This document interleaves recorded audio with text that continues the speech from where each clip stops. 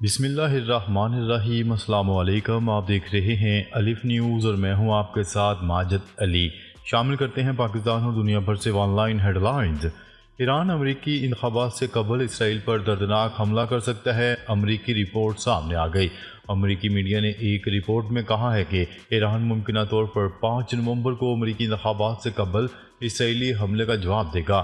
عرب media کی report کے مطابق امریکی میڈیا نے ذرائع کا حوالہ دیتے ہوئے کہا ہے کہ اسرائیلی جارحیت کے خلاف اسلامی جمہوریہ ایران کا رد عمل حتمی اور تکلیف دہ ہوگا۔ امریکی میڈیا نے یہ بات واضح نہیں کی کہ اس کی معلومات کا ذریعہ کیا ہے۔ ذرائع کا کہنا ہے کہ اگرچہ ایران نے اپنے فوجی ڈھانچے سے ہونے والے نقصانات کو کم کرنے کی کوشش کی ہے، مگر حقیقت اس کے برعکس ہے۔ دوسری جانب وائٹ ہاؤس کے ترجمان نے کہا ہے کہ ایران کو اسرائیلی حملے کا جواب نہیں دینا چاہیے۔ اسرائیل کو فوجیوں کی کمی کا سامنا، قدامت پسند یہودیوں کا فوج میں بھرتی سے انکار۔ غزہ اور لبنان جنگ کے بعد اسرائیل کو فوجیوں کی شدید کمی کا سامنا ہے، جبکہ قدامت پسند اسرائیلیوں نے فوج میں بھرتی ہونے سے انکار کر دیا ہے۔ اسرائیلی فوجی بھرتی مرکز کے قریب پولیس اور فوج میں شمولیت سے انکار کرنے والے اسرائیلیوں میں تصادم بھی ہوا۔ واضح رہے کہ اسرائیل کا انتہائی قدامت پسند فرقہ اسرائیل کی لازمی فوجی ڈیوٹی کو غیر مذہبی قرار دیتا ہے۔ قدامت پسند یہودیوں نے احتجاج کے دوران اعلان کیا تھا کہ وہ مر جائیں گے مگر اسرائیلی فوج میں شامل نہیں ہوں گے۔ حزب اللہ لبنان نے شمالی مقبوضہ فلسطین میں انتہا پسند صہیونی آبادی کے 4 علاقوں پر میزائلوں سے حملہ کر دیا۔ ایرانی خبرساں ادارے کی رپورٹ کے مطابق حزب اللہ لبنان نے اعلان کیا ہے کہ ان علاقوں پر حملوں اور ان علاقوں کو خالی کروائے جانے کے سلسلے میں پہلے ہی خبردار کیا جا چکا تھا۔ اس سے قبل حزب اللہ لبنان نے انتہا پسند صہیونی آبادی کے 25 علاقوں کے لوگوں سے ان علاقوں کو خالی کرنے کا انتباہ جاری کیا تھا۔ اسرائیل نے حزب اللہ کے آگے گھٹنے ٹیک دیے، اسرائیل جنگ بندی پر آ گیا۔ لبنان میں اسرائیلی فوج کو بڑے جانی نقصان کے بعد اسرائیل حزب اللہ سے جنگ بندی پر تیار ہو گیا۔ اسرائیلی سرکاری میڈیا نے جنگ بندی تجویز کا مسودہ نشر کر دیا۔ مسودے میں اسرائیل اور لبنان سے اقوام متحدہ کی قراردادوں پر عمل درآمد کا مطالبہ کیا گیا ہے۔ اسرائیلی میڈیا کے مطابق 60 روزہ جنگ بندی کے دوران مکمل عمل درآمد کو حتمی شکل دی جائے گی۔ اسرائیل جنگ بندی کے 7 دن کے اندر لبنان سے اپنی فوجیں واپس بلائے گا، جبکہ اسرائیلی فوج کے انخلا کے وقت لبنانی افواج کی تعیناتی شروع ہو جائے گی۔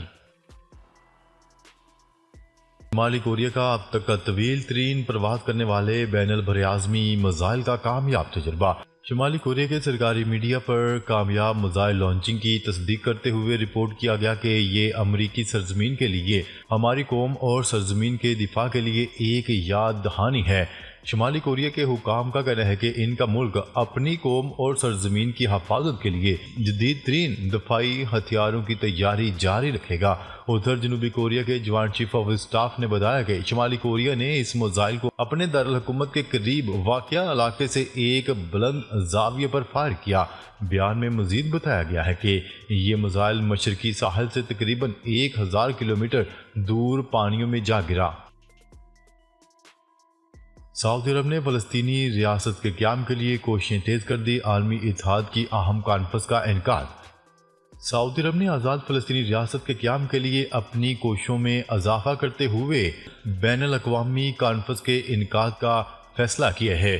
کانفرنس میں اہم عالمی طاقتوں کے نمائندوں کی شرکت متوقع ہے۔ سعودی وزیر خارجہ شہزادہ فیصل بن فرحان نے اس سلسلے میں انیشیٹو کا اعلان پچھلے ماہ ستمبر میں کیا تھا تاکہ خطے میں 2 ریاستی حل کے نفاذ کے لیے کوششیں تیز کی جا سکیں اور غزہ میں جنگ بندی ہو سکے۔ غزہ میں اسرائیلی جنگ 7 اکتوبر 2023 سے جاری ہے۔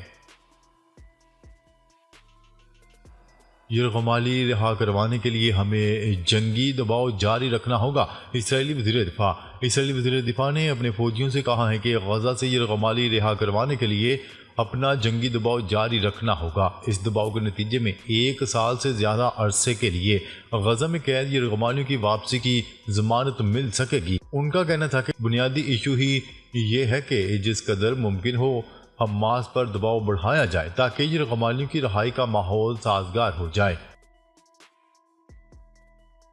حسن نصراللہ کے تیار کردہ جنگی منصوبے پر عمل درآمد جاری رکھیں گے نعیم قاسم۔ حزب اللہ کے سیکرٹری جنرل نعیم قاسم کا کہنا ہے کہ وہ حسن نصراللہ کے تیار کردہ جنگی منصوبے پر عمل درآمد جاری رکھیں گے۔ حزب اللہ کے سیکرٹری جنرل نعیم قاسم نے عہدہ سنبھالنے کے بعد اپنی پہلی تقریر میں کہا کہ ان کا پروگرام اپنے پیشرو حسن نصراللہ کے راستے پر چلنا ہے۔ حزب اللہ کے سیکرٹری جنرل نعیم قاسم نے کہا کہ غزہ کی حمایت کرنا ہمارا فرض تھا، ہم غزہ کی حمایت کے لیے محاذ میں شامل ہونے میں کامیاب ہوئے ہیں۔ امریکہ کا نیا صدر کون ہوگا؟ فیصلہ 5 روز بعد ہوگا۔ امریکی صدارتی الیکشن کو لے کر ووٹرز انتہائی پرجوش ہیں۔ امریکہ کا نیا صدر کون بننے جا رہا ہے؟ فیصلہ 5 دن بعد آنے والا ہے۔ امریکہ کی 47 ریاستوں میں 5 کروڑ سے زائد ووٹرز حق رائے دہی استعمال کر چکے ہیں۔ امریکی میڈیا کا دعویٰ ہے کہ ریاست جارجیا کے 72 لاکھ ووٹر میں 30 لاکھ سے زیادہ ووٹ کاسٹ ہو گئے۔ امریکی صدارتی انتخابات ووٹرز کو انتخابات کے بعد تشدد کے خدشات۔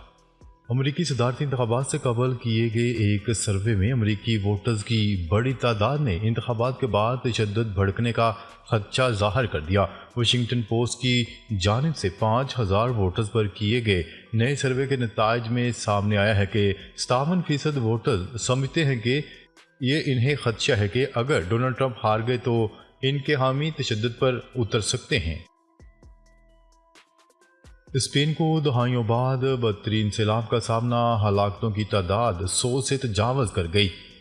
غیر ملکی میڈیا کی رپورٹس کے مطابق اسپین کو دہائیوں بعد بدترین سیلاب کی صورتحال کا سامنا ہے۔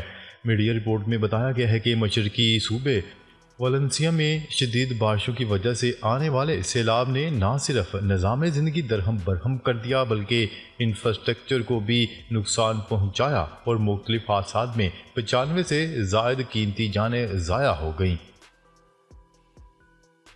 غزہ میں عارضی جنگ بندی کی تجاویز پر حماس کا رد عمل بھی سامنے آ گیا۔ عرب میڈیا کی رپورٹ کے مطابق فلسطینی مزاحمتی تنظیم حماس نے مصری صدر اور امریکی حکام کی جانب سے پیش کی جانے والی عارضی جنگ بندی تجاویز کو مسترد کر دیا۔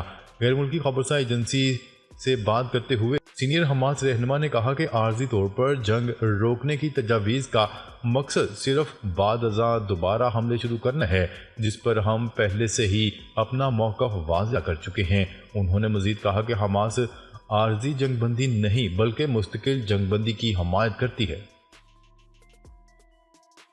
امریکی انتخابات بیلٹ پیپرز اردو میں بھی دستیاب ہوں گے۔ امریکہ میں ہونے والے صدارتی انتخابات میں عوام کے لیے اب انگلش کے علاوہ اردو میں بھی بیلٹ پیپرز دستیاب ہوں گے۔ امریکہ میں 5 نومبر کو صدارتی انتخابات ہونے جا رہے ہیں، جن کے لیے بہت سی ریاستوں میں قبل از وقت ووٹنگ کا آغاز بھی ہو چکا ہے۔ ذرائع کے مطابق امریکی انتخابات میں اب انگلش کے ساتھ ساتھ اردو زبان میں بھی بیلٹ فراہم کیے جائیں گے۔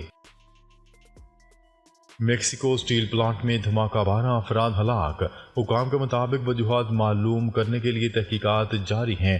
حکام کے مطابق ایک شخص کو تشویشناک حالت میں ہسپتال منتقل کر دیا گیا ہے۔ اسٹیل پلانٹ میں آپریشن عارضی طور پر معطل کر دیا گیا۔ سعودی عرب میں موسلادھار بارشوں کا الرٹ جاری، اسکول بند۔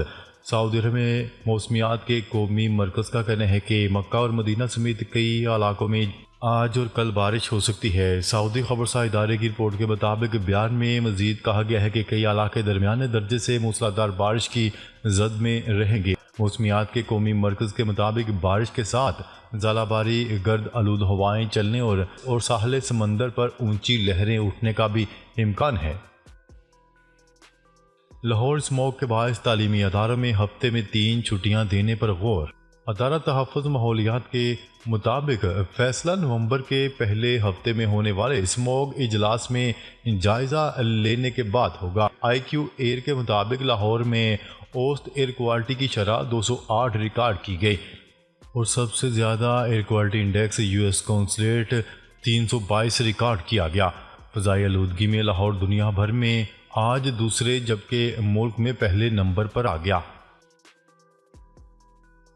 وزیر اعظم شہباز شریف کی قطری ہم منصب سے ملاقات، تعلقات بڑھانے پر اتفاق۔